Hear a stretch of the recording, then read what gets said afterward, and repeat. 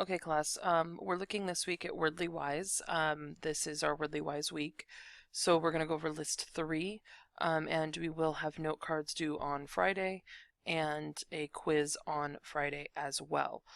Remembering that note cards on one side includes your name, the word, and the parts of speech, and on the back goes the definition, a sentence, two synonyms, and two antonyms. And those are due on the day of the quiz. Okay? Okay, the first word is amalgam. It has two definitions: an alloy of mercury and other metals, or a mixture of different elements. So what this means is an alloy is the idea it's like a mixture that includes mercury and usually gold or silver, or other metals like that to make something. When like a penny would be an amalgam, it would have that idea of those mixtures of metals and elements in there. But it's that idea is that different elements that are combined together to make one whole new one. Okay, antediluvian is very old or old-fashioned. So something that's antediluvian would be like William Shakespeare. Anything from the Elizabethan era, anything Victorian, even you could go back as far as like the 1920s. That's antediluvian, but really antediluvian is gonna be probably before like the 1940s, so before World War II. So it has to have that old-fashioned feel and look to it. And it could be things like a typewriter is antediluvian, especially now if you look at keyboards and computers and how they are much different. Okay, the next word is an apothecary, one who prepares and sells ointments, drugs, or similar items for medical purposes. An apothecary is the old term for what we would now call a pharmacist. Back in the old days, especially like if you remember Romeo and Juliet, when they went to get the poison, they went to an apothecary and he sold them the poison. It's the same thing for the same thing now that we have with the pharmacists, but it's the idea is that it's items for medical purposes. Okay.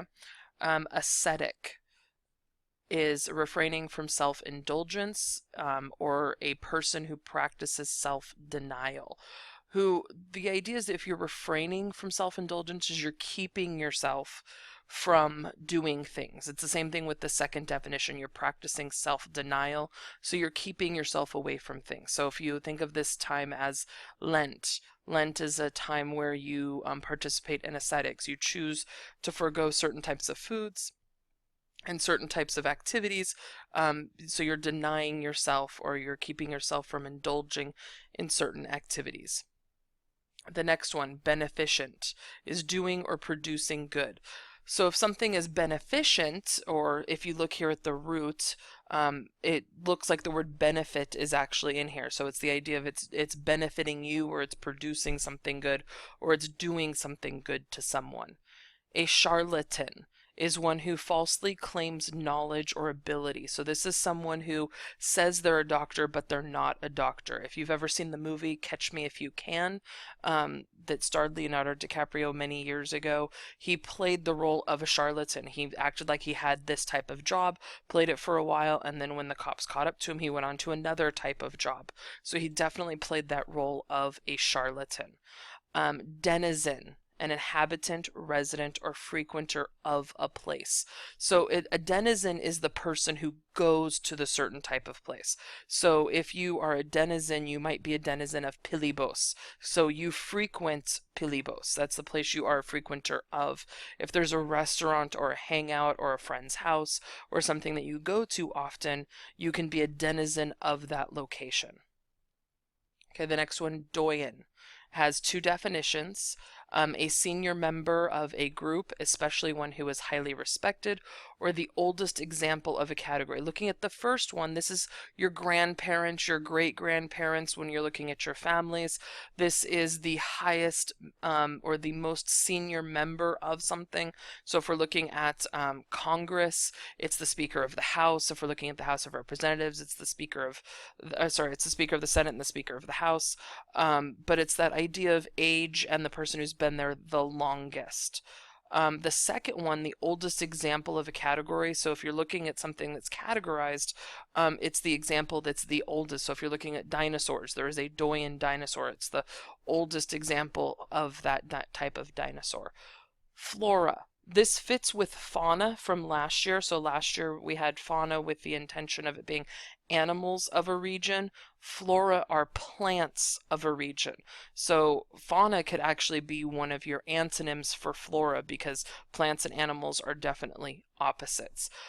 So it's of a particular area or of a particular era.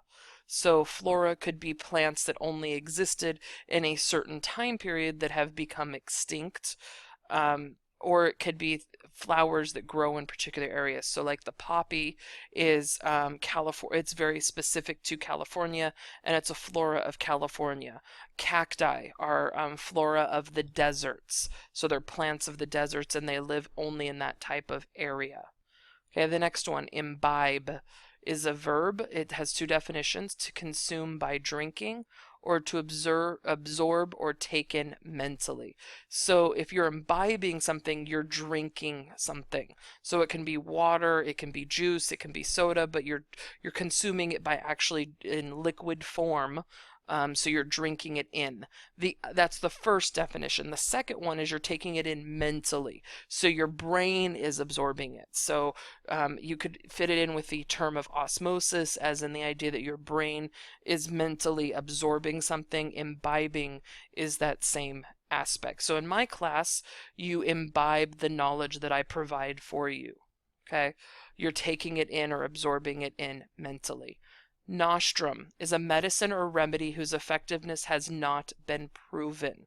So a nostrum is that idea of like what your grandparents say of drinking tea with honey and lemon to cure a sore throat. It's a medicine or remedy that has not been proven. So it's not approved by the FDA, it's not medically proven, we don't necessarily know its effectiveness, but we follow things like that because it's been passed down through our families. So even though it's not medically proven, we still might have some benefits from it, but that would be considered a nostrum. Obviate is to prevent or make unnecessary or to get rid of. So if you obvi here goes with the or the ob goes with the idea of like obliterate or to get rid of. So here you're doing the same thing. You're making it unnecessary or you're getting rid of it because we no longer need it. So when a building has been condemned, we obviate it, we tear it down, and we get rid of it to build something new in its place. Perennial. This is the word from the Wordly Wise 2 quiz that I put on the quiz by accident.